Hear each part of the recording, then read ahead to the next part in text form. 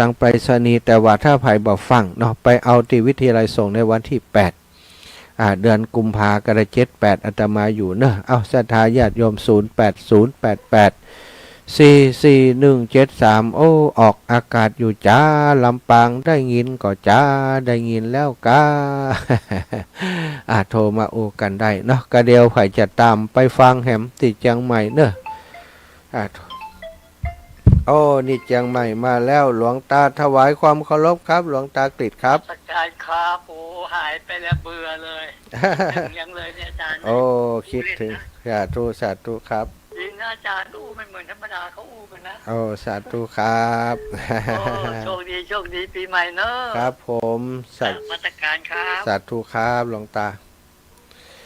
แม่ยายพรร้องวัวแดงเชียงใหม่มาแรงร้องวัวแดงมาก่อนเมาเบิดฟังไปนั่นนี่อยู่ถ่ายทอดเจ้าอยู่โอ้เจ้ายกเดียวนี่โอ้เจ้าเป็นแล้วอย่างคิดดีเปิ่นไปไหนเปิ่นไปไหนในหลวงเปิ้นอายุเจ้าอันอย่างเจ้าอย่างหัวก้อนเจ้าสัตว์ตัวเด้อแม่อย่างบ้านเราเดินก็โชดเจ้าดีแล้วปันกันคนน้อยไปแม่บัวขี้ท่าโปลุดไปเหียตะกี้เจริญปอนแม่เพนเจ้านักการเจ้าแม่เป็นไดห้องอากาศหนาวก่อมาแรงยังแคว้นกว่าตอนเจ้าเนอะตอนเจ้าเอาแก่ไปหน่อยมาแรงยังแคว้นตอนเจ้านี่เขาสุดยอดนั่นแหละตอนเจ้า3 องศาเนาะบ่ใครลุกนะตอนเจ้านะเหมือนกันนั่นแหละเจ้าแต่ว่าต้องไปบินทบาทถ่ายถอดนี่อายุเจ้าของพระพุทธยอดว่าอย่างไงเจ้าสัตว์ตุเนอดีแล้วสาธุเจ้าชัดเจนนี่เจ้าสัตว์ตุเจ้า104ชัดเจนดีนะแม่จันสีเท่ามณีแม่จันสีเท่ามณีแม่ผัดชัยเมืองชื่นเจริญพรมาแล้วคนบ้านไกลไว้แต่เจ้าให้สาวเจริญพรฟังอยู่เด้อเจ้าแม่ฟังถึงวันเด้อดีแล้วสาธุฟังถึงวันโอ้ดีกะฟังกันถึงวันเลยบ่ได้โทรแหบ่ได้มันบ่ตันเพิ่นสาธุมาฟังงานเทศมหาจารย์นะ7-8เดือนกุมภาเนอะเตรียมตัวไว้เนอะวันที่8มากันกุมภาเพิ่นเตียนวิทยาลัยสงฆ์บักไก่บ้านอีแม่นี่วิทยาลัยสงฆ์ไก่บักไก่นี่ไปครับได้ครับจะไปจะมากะเนาะหลวงปู่ด้อยก็มากันหลายตนนี่แม่สาธุเจ้าเจริญพร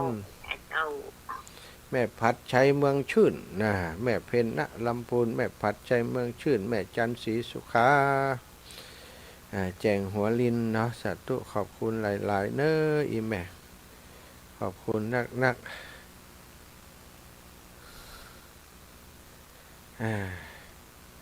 ขอบคุณนักหลาย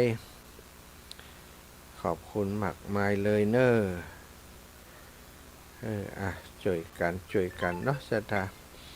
แม่นวลยอดคำปานเจริญพร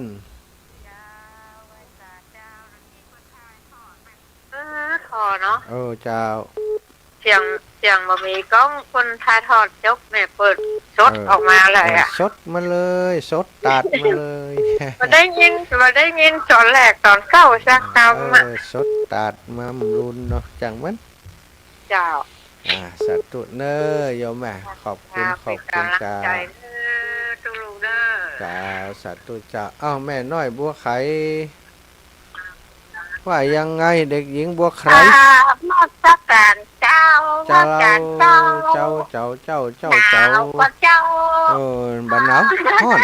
ฮ้อนต้องให้ฮ้อนฟังอยู่นะเจ้าอารมณ์ดีเนาะฟังแล้วใจดีเจ้าใจดีก็มากวาดวัดกวาดว้าแล้วราชการเจ้าไก่ดีก็มาทำความ ใจดีก็มาวัดมาทำความสะอาดเร็วๆย้ายไข